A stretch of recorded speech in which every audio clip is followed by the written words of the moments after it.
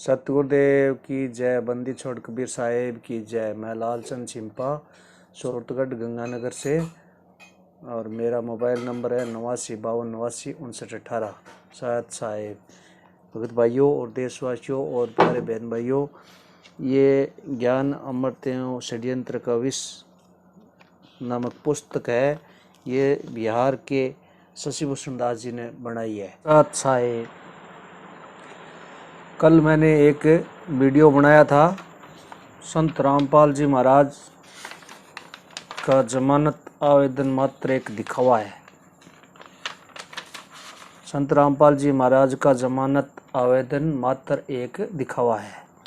तो इसके बारे में पार्ट 3 बना चुके हैं, चौथा आज बन रहा है, अभी बना रहा हूँ मैं। तो ध्यान से सुनिए, लाइक करिए और शेयर करना ना भूले, सब्सक्राइब करें। साथ साथ तो पिछली में दिखाया था ये तालिका जो भक्तों के ऊपर मुकदमे हुए हैं। FIR 389, FIR 458, FIR 488, ये सारे मुकदमे सदर थाना हिसार, सिविल लाइन हिसार, सदर थाना हिसार में हुए हैं। तो अब आगे बताता हूँ मैं थोड़ा पढ़ के। इस तरह हजारों लाखों भक्तों को हिसार में गुरुजी का आदेश बताकर RSS मैनेजमेंट वाले प्रशासन के साथ एक एक दो दो हाथ करते थे, जिसके वनस्पति अनुयायियों एवं संत रामपाल जी महाराज पर अनेकों FIR दर्ज के जेल में रहते दर्ज हुई है।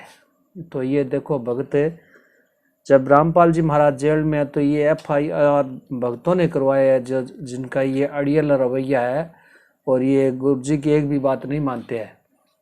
ये अपनी मनमाना आचरण, मनमर्जी चलाते हैं। और जो कोई इनसे पूछ भी लेता है कोई बात, तो उनको ये गुरुद्रोही की कैटेगरी में डाल देते हैं, पीला पर्चा निकाल देते हैं।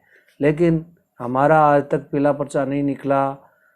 हम क्यों बचे हुए हैं पता नहीं, कैसे बचे हैं।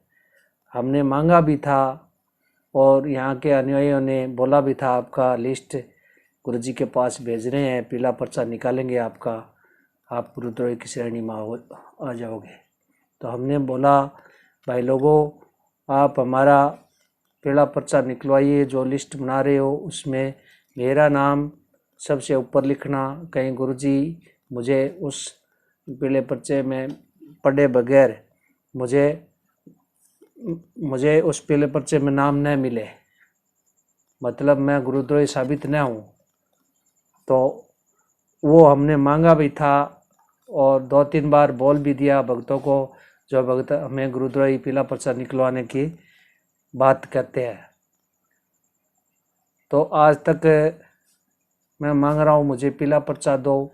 तो ये लोग आनाकानी कर रहे हैं, ना पीला पर्चा नहीं निकाले। मेरा पीला पर्चा नहीं निकला आज तक, आगे भी शायद नहीं निकालेंगे। और पीला पर्चा गुरुजी नहीं निकालते, ये मैनेजमेंट वाले निकालते हैं। हमने 2-3 बार बोल दिया कि आप मेरे नाम का पीला पर्चा निकालो, क्योंकि मुझे उसकी आवश्यकता है। मैंने उसको 2-3 बार बोल दिया, हमें भैया वो पीला पर्चा दो, आपकी कैसी सेवा लगी है ऐसी। आप गुरुजी का कहा नहीं मानते। गुरुजी ने हमारे नाम और मोबाइल नंबर मंगवा लिया आपसे, आप पीला पर्चा क्यों नहीं निकालते।